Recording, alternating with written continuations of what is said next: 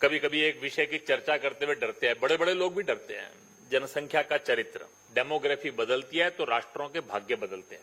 21वीं शताब्दी में दुनिया में 3 देश बने हैं नए, लेटेस्ट 3 न्यू कंट्रीज, जिसको यूएन के अंदर मान्यता मिली है। तीनों देश दुनिया के अलग अलग महाद्वीपों में हैं, लेकिन तीनों की कहानी एक ही है। एक इंडोनेशिया से अलग होकर ईस्ट तिमोर बना, एक सर्बिया से अलग होकर कोसोवा बना, और तीसरा सूडान के 2 हिस्से होकर एक साउथ सूडान।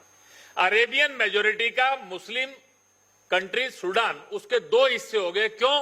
क्योंकि सदर्न सूडान जो है 60 साल के अंदर कन्वर्जन बढ़ते बढ़ते that become a Christian majority area.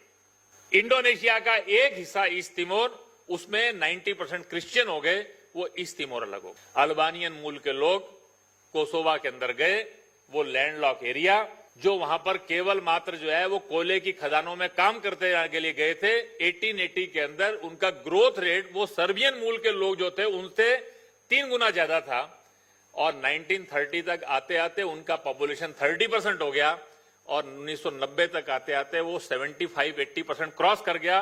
Kosovo अलग देश बन गया। ये तीनों देशों की एक ही कहानी है कि उस देश के रहने वाले जो मूल लोग थे वो माइनॉरिटी में चले गए, दूसरे लोग बढ़ गए।